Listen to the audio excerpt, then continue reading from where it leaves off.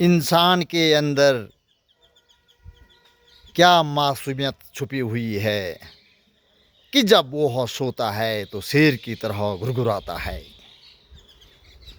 और जब जागता है तो एक मासूमियत की तरह जागता है, जैसे सूर्य उदय हो रहा हो ऐसा इंसान जागता है सुबह।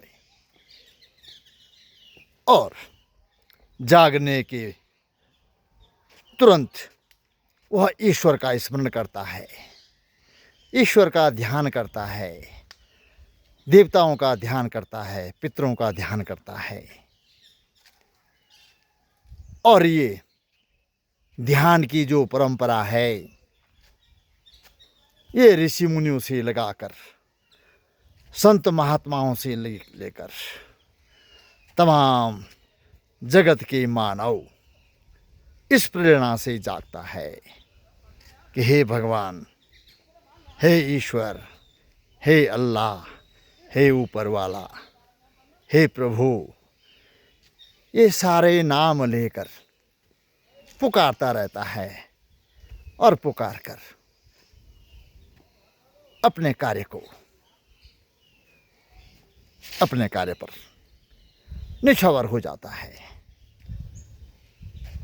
तो एक प्रेरणा जगती है कि इंसान परमात्मा को ही क्यों याद करता है, ईश्वर को ही क्यों याद करता है। इतिहास रहा है कि इंसान सदियों से, युगों से ईश्वर को ही याद करता चला जा रहा है, लेकिन दुर्भाग्य है कि आज तक किसी भी इंसान को परमात्मा के दर्शन नहीं हो पाए। क्यों नहीं हो पाया, क्या कारण है, या कोई इस प्रकार की कोई इतिहास भी नहीं है, कोई ग्रंथ भी नहीं है, जबकि हमारे पास वेद है, उपनिषद है, गीता है, पुराण है, महाभारत है, न जाने क्या क्या है। हमारे पूरे भारत में, पूरे विश्व में ग्रंथों से भरा पड़ा हुआ है, लेकिन परमात्मा का कोई इतिहास नहीं है, कोई रास्ता नहीं है कि हम लोग परमात्मा तक पहुंच जाएं। केवल परमात्मा के शब्द को हम रटते जाते हैं, क्योंकि हमारे पुरखों ने भी वही काम किया है जो हम कर रहे हैं।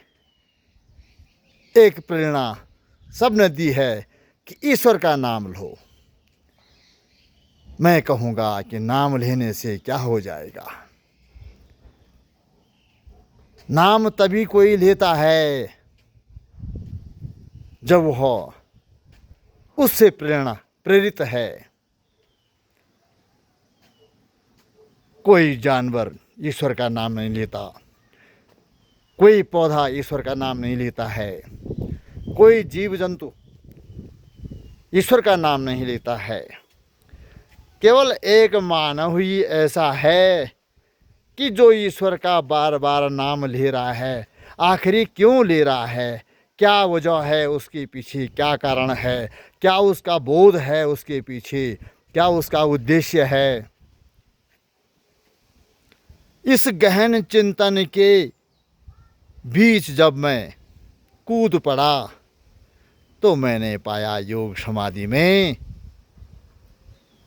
कि एक इंसान ही परमात्मा की पहली संतान है।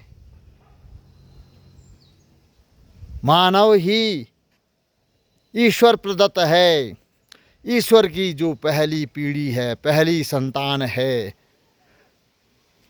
वह मानव है। इसलिए मानव ईश्वर को याद करता है। और हमारे तथाकथित जो धर्म के ठेकेदार हैं, उन्होंने कहा कि मानव के 84 लाख योनि बीतने के बाद मानव पैदा होता है। जब 84 लाख योनि गुजर जाती है तब मानव जन्म लेता है। अगर इतने पीढ़ी मानव जन्म लेता है तो वह तो ईश्वर को भूल ही चुका होगा।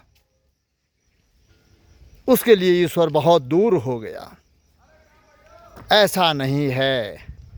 इन लोगों ने गलत धारणाएं धरी हुई है, क्योंकि ये लोग ईश्वर से परिचित तो थे नहीं। इन्होंने एक काल्पनिक रचना रची है।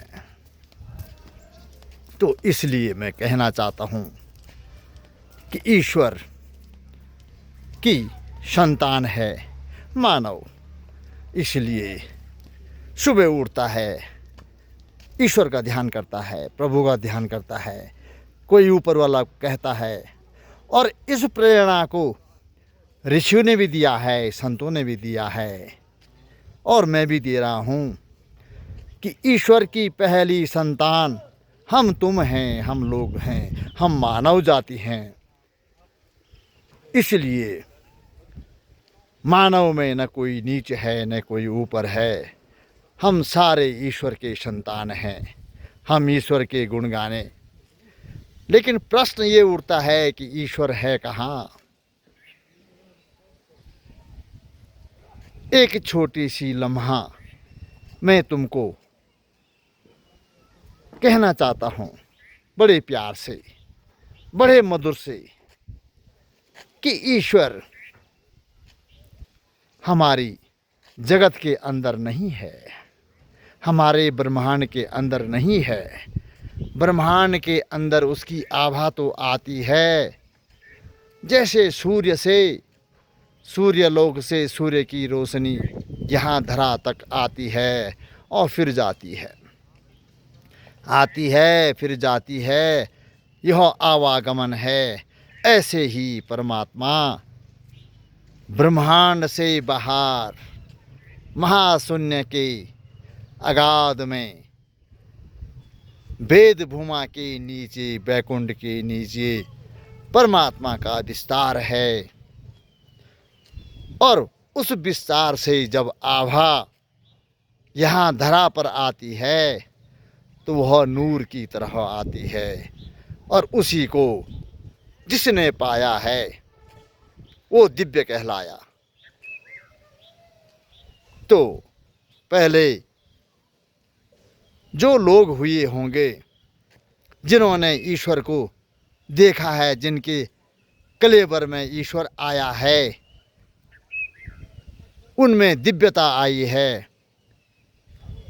और दिव्यता का अर्थ है परमात्मा का स्वरूप। दिव्यता का अर्थ है परमात्मा का जो स्वरूप है, वो स्वरूप उनके कलेवर में आ रहा है, उनकी योग समाधि में आ रहा है। तो उसका प्रमाण मैं आपके सामने दे दूं कि कोई भी देवता है, राम है, कृष्ण है, बुद्ध है,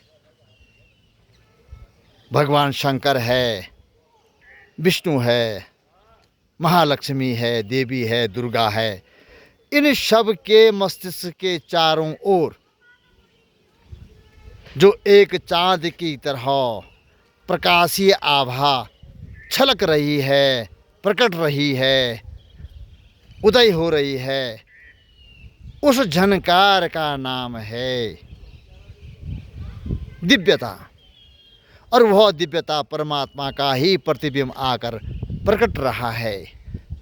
तो इसलिए जिनमें वो दिव्यता आई, दिव्यता के कारण ही वो देवता कहलाए। इसका प्रमाण मैं दे सकता हूँ, क्योंकि जब मैं योग समाधि में लीन रहता हूँ, जितने घंटे, जितने समय मैं योग साधना में रत रहता हूँ, लीन रहता हूँ, तो परमात्मा से परमात्मा का प्रतिबिंब मेरे जिहन में आकर, मेरे कलेवर में आकर, मेरे मस्तिष्क के चारों तरफ ऐसी आभा प्रकटती है जो तमाम देवताओं के मस्तिष्क के चारों ओर प्रकटता है। तो मैं उसको प्रत्यक्ष देखते हुए मुझे अनुभूति हुई कि जितने भी संसार में जितने देवता हैं, उनके कलेवर में जो प्रकाश आकर प्रकट रहा है, वही मेरे मस्तिष्क के चारों तरफ भी आकर प्रकट रहा है। तो यह परमात्मा आने का प्रमाण है। तो परमात्मा आने से ही दिव्यता आती है और उसके कारण ही वो देवता कहलाए। तो उस युग के लोगों को देवता कहा गया। और इस युग में जिस योगेश्वर के मस्तिष्क में वह आभा आकर प्रकटती है, उसको मैं संत कहता हूँ। इसलिए मुझे इसी व्याख्यान, इसी आख्यान, इसी अनुभूति पर मुझे भारत के महामहिम राष्ट्रपति अब्दुल कलाम साहब ने भी मुझे संत चिरंजीवी की उपाधि से अभिभूत किया है, सुशोभित किया है। जबकि उपाधि से उपाधि की शोभा बढ़ती है, मेरी शोभा तो परमात्मा के आने से ही बढ़ती है। जब परमात्मा उदित होता है तब मेरी शोभा चमकती है, चमत्कृत होती है, तब मैं धन्य हो जाता हूँ। उपाधि से मेरी शोभा नहीं, उपाधि से उपाधि की शोभा बनती है। इसलिए अब्दुल कलाम ने मुझे संत की उपाधि दी है। इसलिए परमात्मा का जो छोटा सा अनुभव मैं आपके सामने रख रहा हूँ कि मानव कितना धनी है कि वह परमात्मा का पहला संतान है। ईश्वर की पहली संतान मानव है, ये मान के आप चलें। क्योंकि आप हर बार देवताओं को पूछते हैं, इसलिए पूछते हैं कि देवताओं के पास जो आभा है परमात्मा की, वो आप तक आ जाएं और आपको शांति मिल जाए, आपको ईश्वर मिल जाए। इसलिए आप देवताओं को पूछते हैं। लेकिन आज मानव स्वार्थी हो गया। वह बच्चा चाहता है, सर्विस चाहता है, पता नहीं क्या क्या चाहता है।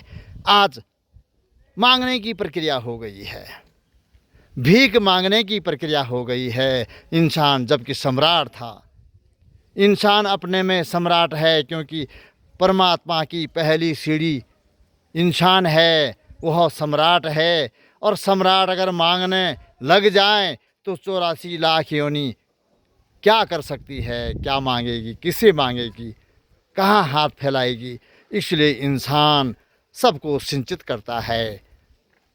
आप देखते हैं एक किसान जब खेती करता है तो खेती करने के बाद चिड़िया भी चुगती हैं, जानवर भी वहीं चुगता है, दाने के लिए मोहताज होते हैं।